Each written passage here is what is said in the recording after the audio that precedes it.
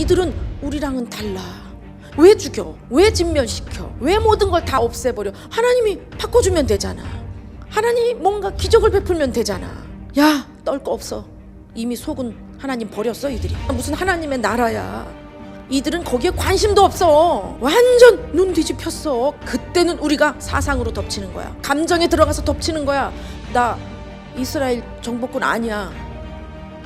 나 경제적으로 지금 새로운 프로젝트 받으려고 가나안에 투입된 비즈니스맨이야.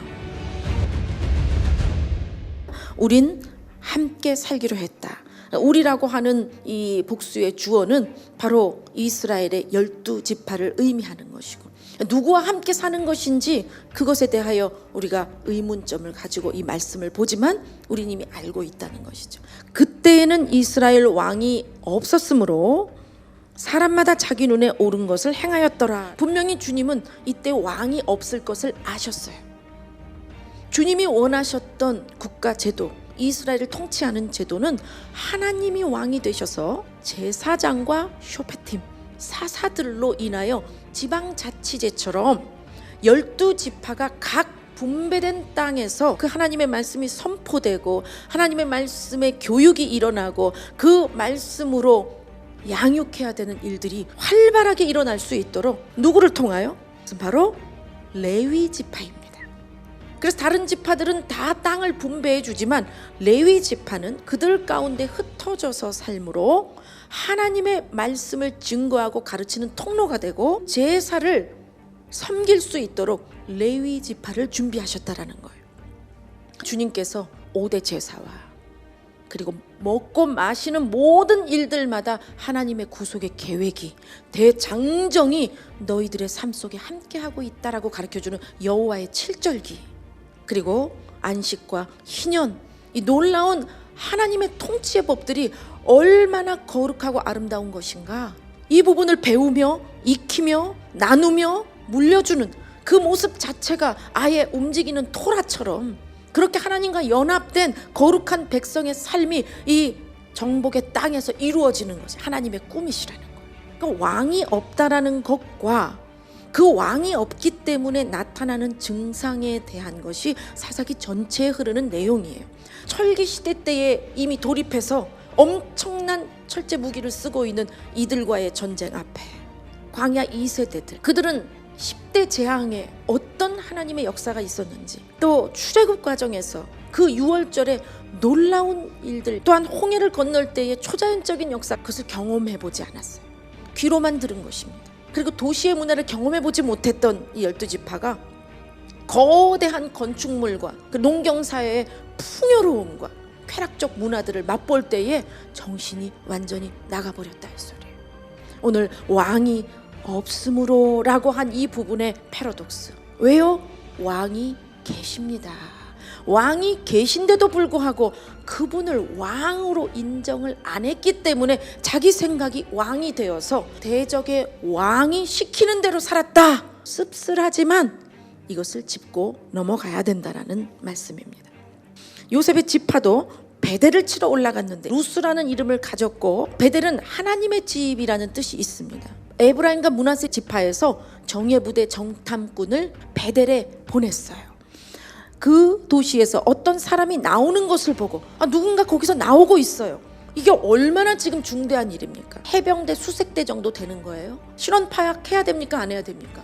거길 지금 완전히 진멸시켜야 되는데 무조건 먼저 제시를 하는 거예요. 내가 부탁이 있는데 이 도시 입구를 좀 알려달라. 아니, 그 사람 나온 장소가 입구지. 해병대, 수색대 정도 됐으면 자신을 노출시키지 말고 그 출구 정도는 찾아낼 정도의 사람들을 보내는 거 아닌가요? 너 누구야? 인질로 사로잡는 게 아니라 입구 가르쳐주면 내가 너와 네 가족 살려줄게. 이렇게 벌써 제안을 하는 거예요. 어서 많이 들은 얘기 아닙니까? 그러니까 혈족의 식구뿐만이 아니라 자기의 수하들을 다 데리고 본인이 원하는 다른 장소로 가서 다시 도시 건설을 합니다. 그 이름을 방금 전 자기가 나왔던 그곳 루스, 베델이죠.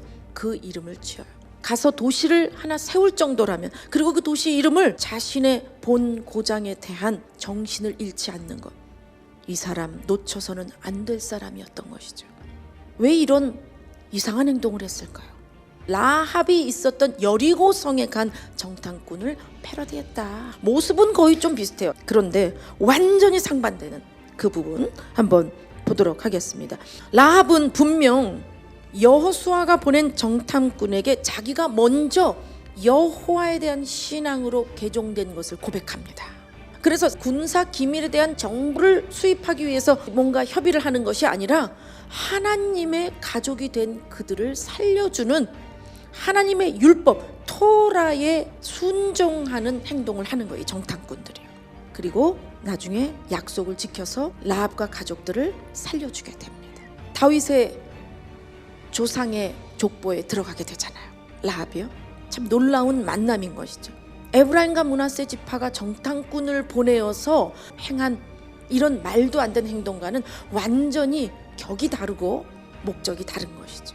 이 진멸 전쟁에 대한 목적의식이 상실이 되었기 때문에 인간적인 이 부분들이 먼저 나오게 되는 것입니다. 또 하나는 라합은 이스라엘 지파의 이 공동체에 완전히 예속이 됩니다.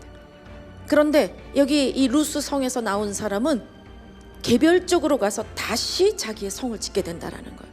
적을 치러 들어갔다가 그 적을 한 번에 만나게 해주셨는데 인간적인 부분으로 인간적 선심 완전히 무지한 상황에서 허영을 떨다가 이런 일을 맡게 된다라는 거예요. 유다 지파와 요셉의 가문 두 지파가 초장부터 이렇게 되니 뒤에 따르는 나머지 지파들을 어찌 될 것인가. 므낫세도 벳산과 다안악과 무깃도와 그것의 고을들의 거주민들을 쫓아내었다 할 줄 알았는데 쫓아내지 아니했다 그래요.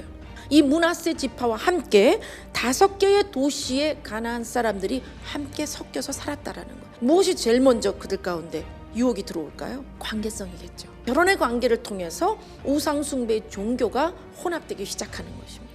탐욕과 쾌락의 문화, 그리고 자극적인 문화, 엄격한 원리 원칙을 가지고 살아야 했던 이스라엘의 그런 신앙의 사회, 거기에 살던 12지파의 2세대들, 광야 2세대들은 고삐 뿔린 망아지처럼 그 새로운 문명 가운데에 완전히 이 승전가를 울리면서 전진하는 이러한 상황이 돼버린 것이죠. 읽는 우리는 이들이 하나님에게서부터 벗어나서 실패의 자리로 가고 있다는 것을 아는데 에브라임 지파의 게셀이라고 하는 그곳에 가나안 족속을 또 쫓아내지 않았다. 여기는 요새 도시라는 거예요. 정치적, 군사적으로 굉장히 중요한 곳이고 무역로의 교차 지점이었다고 합니다. 그곳에 그 우상의 문화, 잔인한 문화, 사악한 문화, 얼마나 활발하게 인신제사, 성적 타락, 그리고 불법과 지금으로 얘기하면 마약뿐만 아니라 인신매매, 장기 적출, 또 더한 이 고도의 범죄와 그리고 상류 사회에서 일어나는 불법들이 성행했던 곳인데도 충분히 여기를 진멸할 수 있는 힘이 있었는데도 진멸하지 않았다. 가나안과 이미 혼합하고자 하는 의도가 있었다라는 거예요. 어떠한 부분으로 그 도시를 어떻게 접수할 것인가 계획이 있었다라는 것이죠. 그 다음 스불론 지파를 보니까 노예화된 가나안 족속에 대한 이야기가 나옵니다. 하나님의 계획과는 전혀 상관없이 당장의 지금 경제적인 이득에 대하여 너무나 눈이 번쩍 뜨인 것이죠. 아니 이 사람들이 이렇게 일을 잘하고 아니 뭐 하나 알려주면 이들은 우리랑은 달라. 어머 이들은 어떻게 이런 기계를 사용해서 이것이 유통화되고 그리고 이게 무역로가 열려있네. 너희들의 노동력을 우리가 받고 너희는 그럼 목숨을 건져줄게. 먹고 사는 일과 탐심에 의해서 이스라엘에게 주신 엄청난 이 사명에 대해서 완전히 바닥으로 떨어뜨려 버린 것이죠. 여러분 가운데 이 말씀으로 크고 작은 적용이 일어난다면 성령님께서 여러분에게 지금 말씀하시는 거예요. 오늘을 놓치지 마시기 바랍니다. 그 다음은 아셀 지파예요. 7개 도시에서 가나안을 쫓아내지 않았습니다. 아셀 지파와 그 7개 도시의 족속들과 같이 살았습니다. 납달리 지파로 넘어가 보면요, 벳세메스와 베다낫에서 거주민들을 쫓아내지 않고 역시 노예화시켰다라고 하는 겁니다. 벳세메스는 태양이다, 태양신이다 이런 뜻을 가지고 있어요. 베다낫, 아낫의 집이다. 아낫은 바알의 아내입니다. 그러니까 이 두 곳이 얼마나 성적 타락에 또 인신 제물을 바치는 이런 바알 종교가 성행했는가를 알 수 있죠.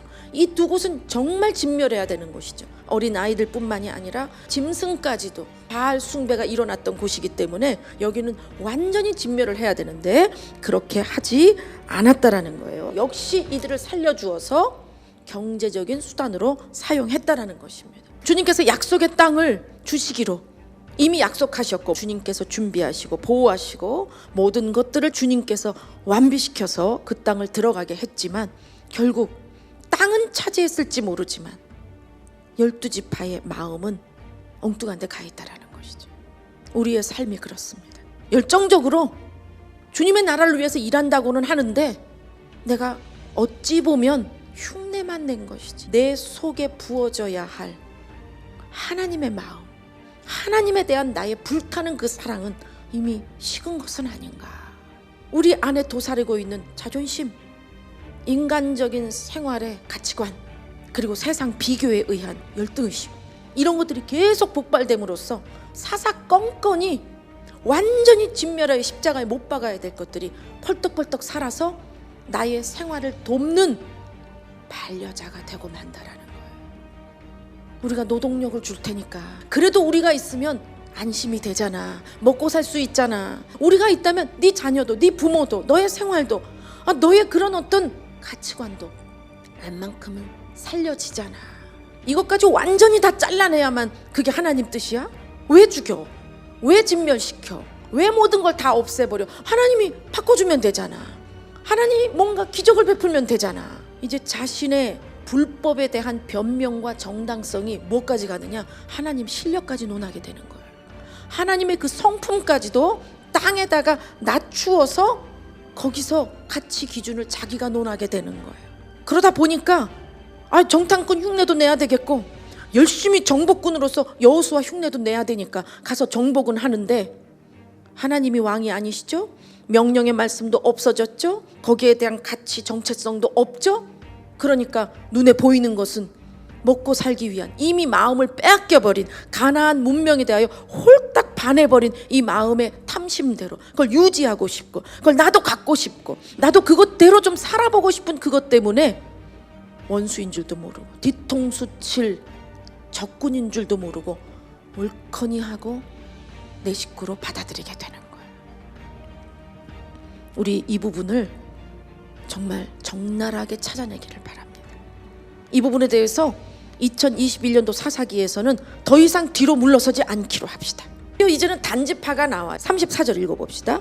아모리 족속이 단 자손을 산으로 쫓아내버렸대요. 결국 이렇게 될 줄 알았어요. 므낫세나 에브라임 지파가 속이 빤한 경제성 이용물로서 그 땅을 보고 있는데 무슨 심판전쟁, 무슨 거룩한 전쟁이냐. 이미 그건 날아가 버렸다. 겉보기에는 누군가 아이폰으로 착각 순간 찍어서 유화로 그림을 그릴 때에는 이거는 여호수아 때보다 더 멋있어. 이 가나안 족속 앞에서 그 땅을 치고 들어가는 모습이 이건 더 놀라워. 야, 이런 족속들과 어떻게 맞붙어서 이들이 같이?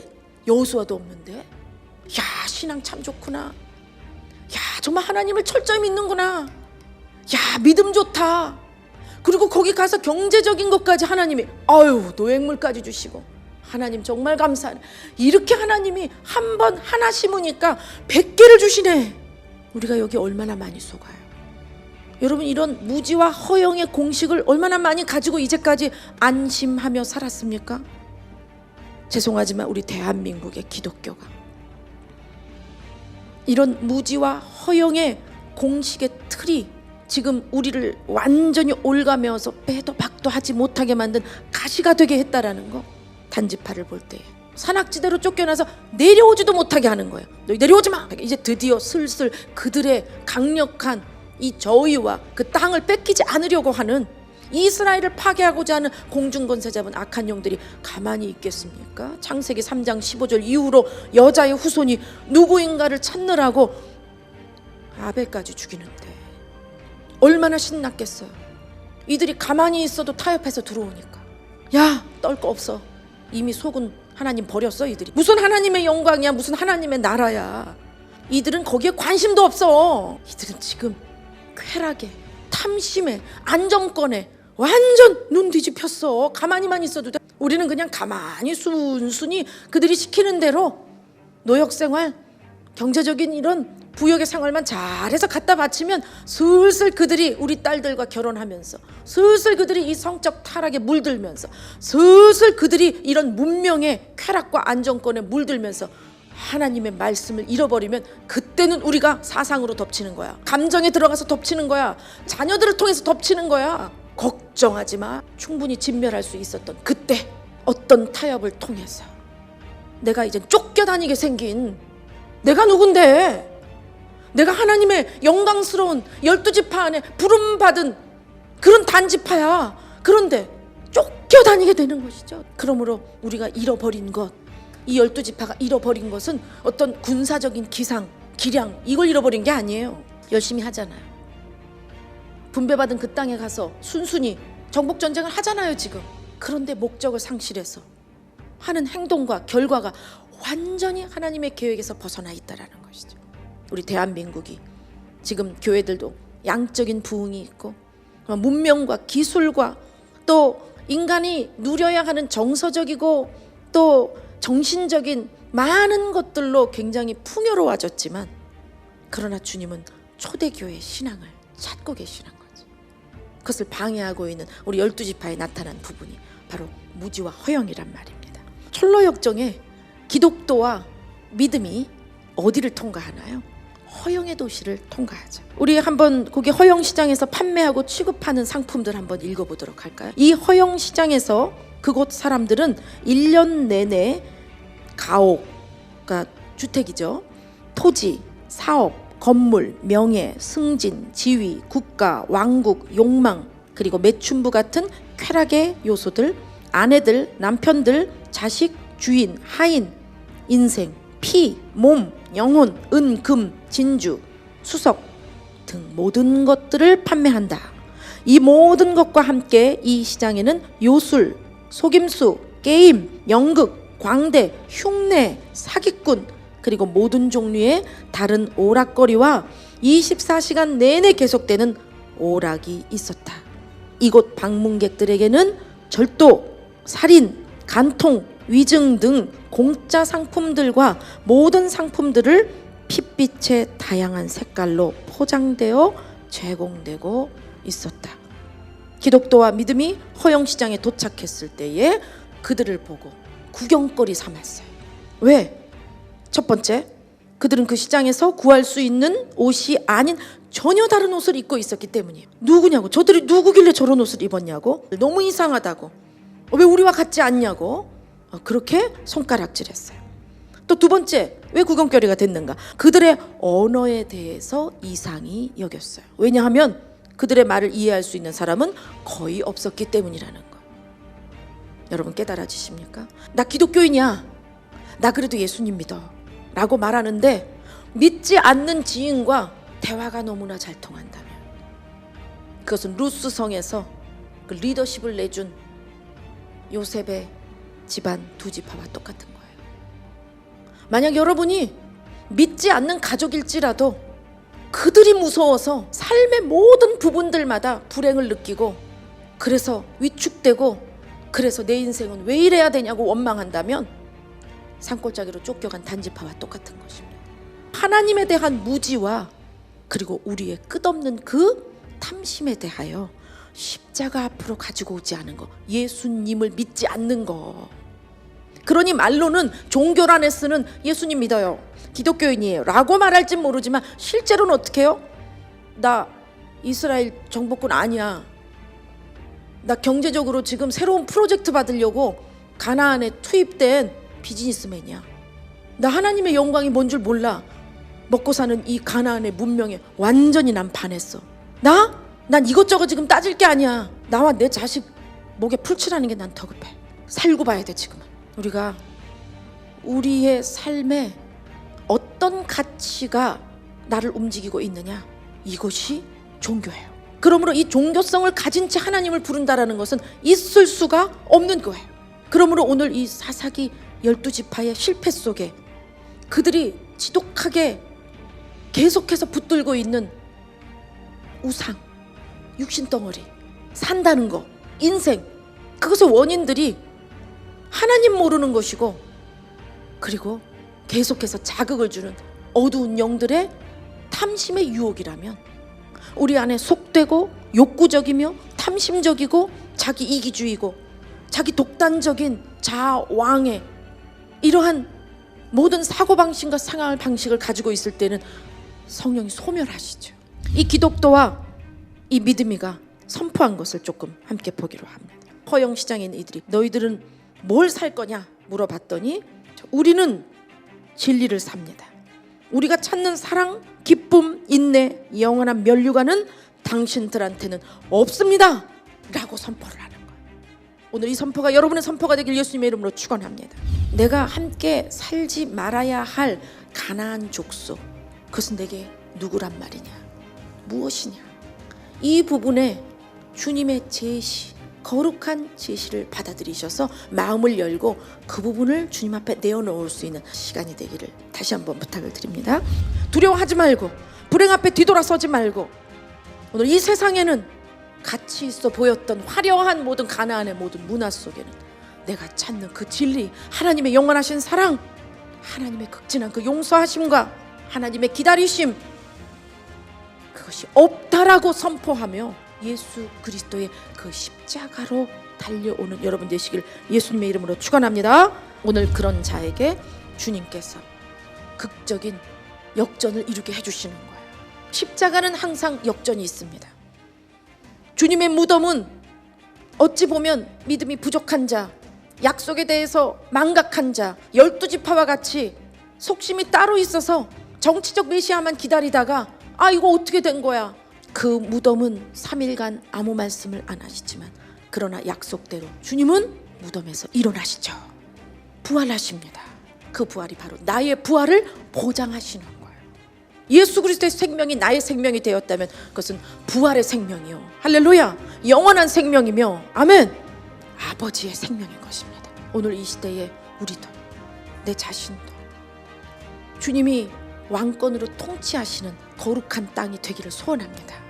사사기의 그 패배에 우리의 영적 생활이, 신앙 생활이 이 사사기를 통해서 확실하게 적발되고 확실하게 그 부분의 과정들을 드러냄으로써 온전한 회개가 이루어지고 그 회개를 통하여 하나님의 통치가 다시 한번 영광스럽게 여러분 삶 가운데 나타나며 세워지기를 예수님의 이름으로 축원합니다. 아멘, 할렐루야.